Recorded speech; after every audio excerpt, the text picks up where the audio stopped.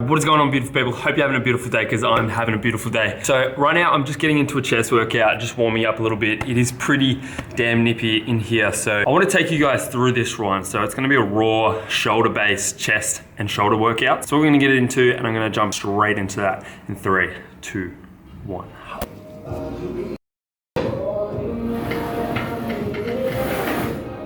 Kicking things off with barbell shrugs, right? Going as heavy as possible for 3 sets of 8 to 10 reps. And the reason why I'm starting off with barbell shrugs is purely because my traps are pretty weak and I want to bring them up to give that more of a circular look. If you have a lagging body part, the only way to grow it is to hit it more frequently, hitting it with heavier weights and progressively overloading with that muscle. So that's the idea, 3 sets, 8 to 10 reps, and then we're hopping into some overhead press.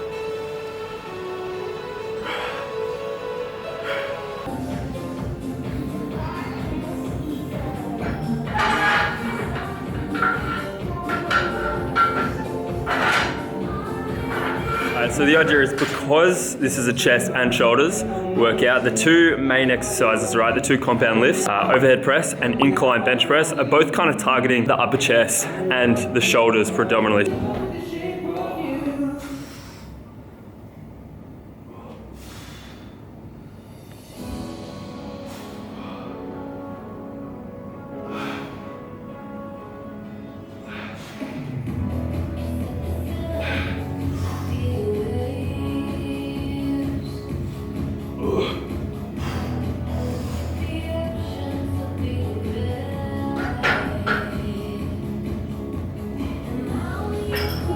Next up is incline dumbbell press, right? And we're starting off with like a weight that you can get it comfortably. So 4 sets of 6 to 8 reps. And with each set, you up the weight and up the weight until you get to your max set of 6 to 8 reps.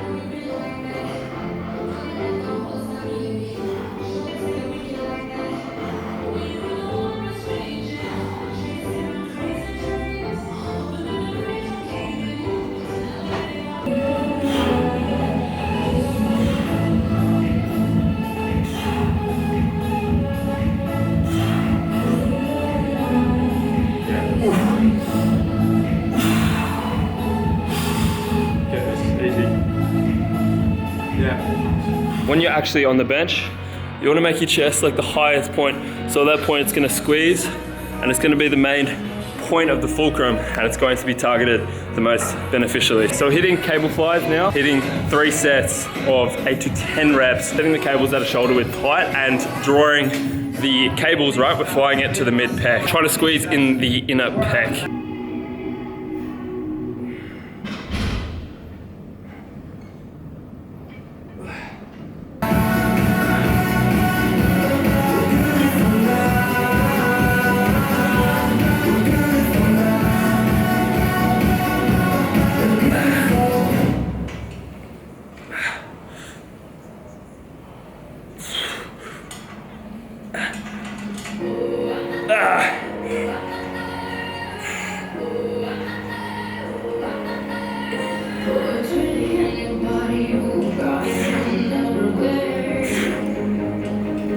For this next one, right, side laterals from the side of your body, right? So we're just trying to focus purely on the side delt. 4 sets of 10 reps with a drop set. So you do 10 reps and then you drop the weight by about 40% and then hit a drop set for 10 reps again.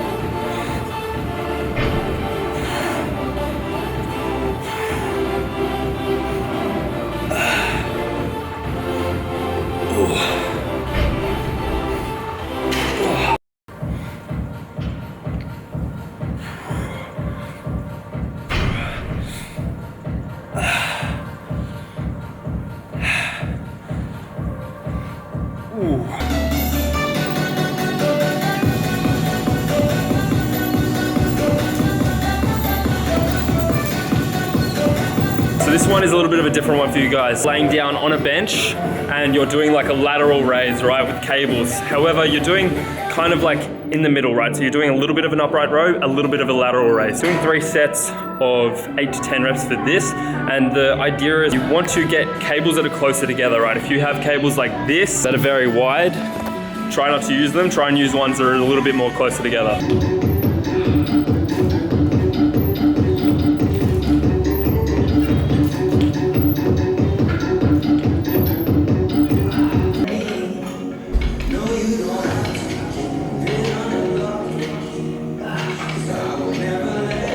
onto the front delt, right? Prioritizing the front delt, isolating it with a cable rope movement, right? Starting off with isolation, so a single arm, and then after you've done 2 sets of that, we go into a both arms, so grabbing the rope at a neutral grip and raising it straight up. So doing 2 sets with single, and then 4 sets of a double for 10 to 15 reps.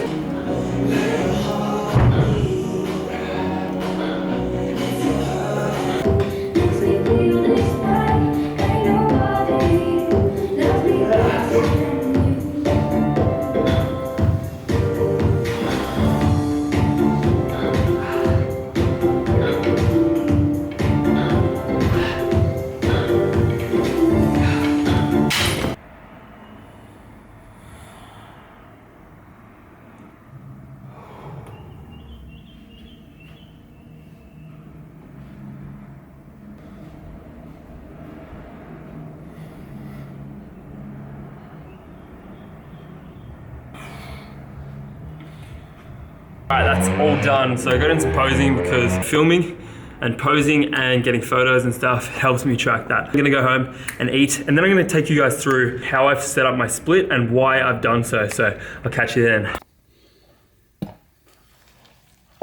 This is the best tasting protein I've ever had in my life. All right, so what we got here is 100 grams of oat flakes, 1.5 scoops of the best protein ever, cocoa cereal flavor, a cup of the almond milks, a dose of the cinnamons, and I'm also gonna have with that 2 fish oil, 1 vitamin C, 1 vitamin E, and a vitamin D tab. All right, so while I munch down on my post-workout meal, getting those carbs, those proteins, and that deliciousness, I'm gonna take you through the layout of my split, right? So the order of my split is as follows. Day 1, quads. Day 2, chest and shoulders.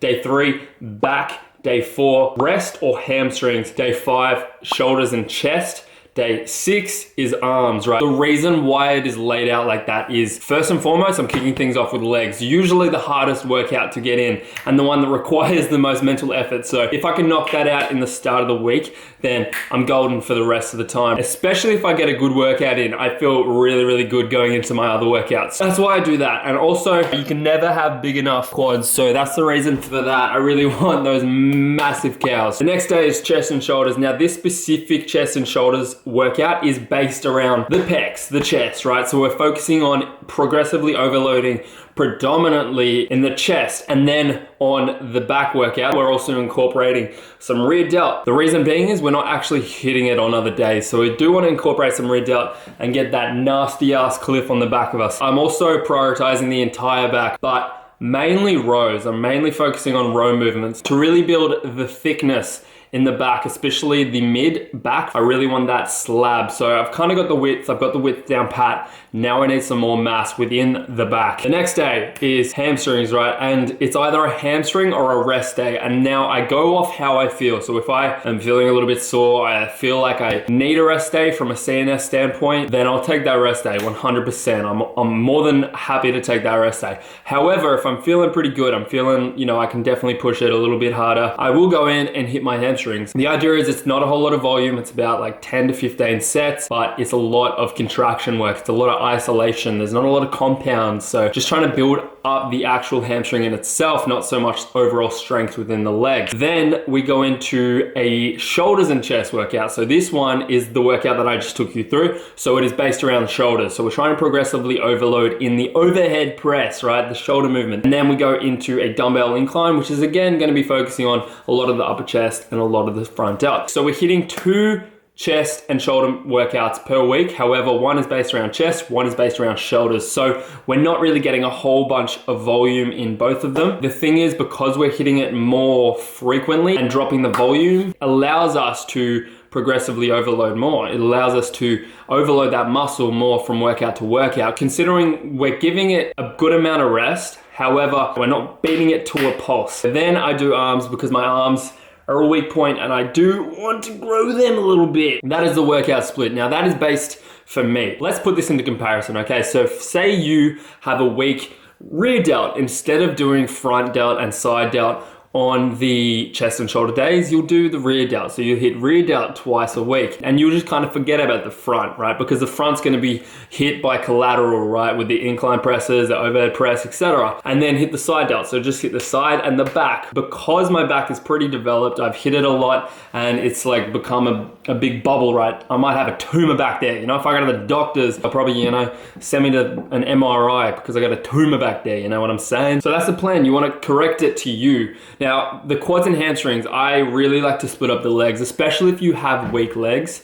This is gonna be great. It's gonna grow it from a hole, right? It's gonna grow it from every angle. If you can grow it, you know, around, then it's gonna make it look a lot bigger. If you just hit quads or you just hit squats, you're gonna build mass in only the certain places that you're like squatting with. The idea is to get a better shape within your legs, effectively making them look bigger. There you go, guys. Just what you need to do, right? If you wanna kind of take that plan and then tweak it, articulate it to the point where it's suited for you and your body, then that's what you need to do, because you need to make your workout geared towards improving you, especially if you're training for aesthetics. Then you need to identify where you're weakest, where your strengths lie, and then bring those up so they're even and you look more proportionate. That's the go. It's all about proportion and balance. If you don't have those two things, then you can't be aesthetic. Aesthetic is about the flow of things. So that's the plan. I'm gonna go munch on this. I always seem to do this. So I'm always like super pumped from my post-workout, and then I come to eat it, and then I get in a little bit of a tangent and I don't eat it, and it gets a little bit soggy. So anyway, I'm gonna go eat this, and I'll catch you very shortly. My oh my, it's days like these that give me so much hope for winter. Sun, oh my God. You can almost get a tan in that, legit. So I quickly wanted to discuss with you guys just something that I've been working on, and that is my diet ebook, right? Which, for those of you that are unaware, is the sequel to my training ebook, which is specific for training, right? So it's everything you need to know to train for the optimal aesthetics. However, this one is geared towards nutrition, right? It's the other side of the coin. Training is one thing, nutrition is the other part, but they're both as important as each other. That's why I want to make one specific to training, one specific to nutrition. So that's coming in hot. I'm excited, guys. I'm really excited. I'm just like finalizing a few tweaks here and there, and then it should be out very, very shortly. So super pumped for that. Super duper duper pumped for that. So I'll be sure to let you guys know when that is out and take you guys through exactly what's in it. So super duper duper duper excited for that. If you want to know everything that goes into nutrition, this is everything that I incorporate myself, as well as everything that you guys need to know to optimize your nutrition for performance as well as aesthetics, as well as looking the best that you possibly can, right? It tackles every bit of the coin, right? So a lot of the products out there are just going to give you like a cookie cutter kind of thing. Eat this, eat that, etc. I want to teach you guys how to fish. I don't want to have to fish for you guys. I want to teach you guys how to fish. So that's why these books are out. They're to teach you everything you need to know to do it yourself, to do it 100% yourself. And then once you know these things, you can just implement them, and you'll, no matter what, you'll be good. You'll be set for life. You'll be set for as long as you want to train. It's all you need to know. It's all you need to know. It's all the stuff you need to know. That's my methodology for this, is to teach you guys to fish, not to sell you fish. So that's coming shortly. I'll give you guys a rundown on the chapters, etc., and what is included in that. If you have any questions in regards to that, please ask below, and I'll be sure to answer them. With that, guys, I am just gonna go inside, cook up a meal, come out, enjoy the sun a little bit, get my thoughts right, and then go in and finish those. With that, guys, I'm just gonna wrap the video up here. I hope you enjoyed watching, because I enjoyed making it. I will catch you in the next one. Later.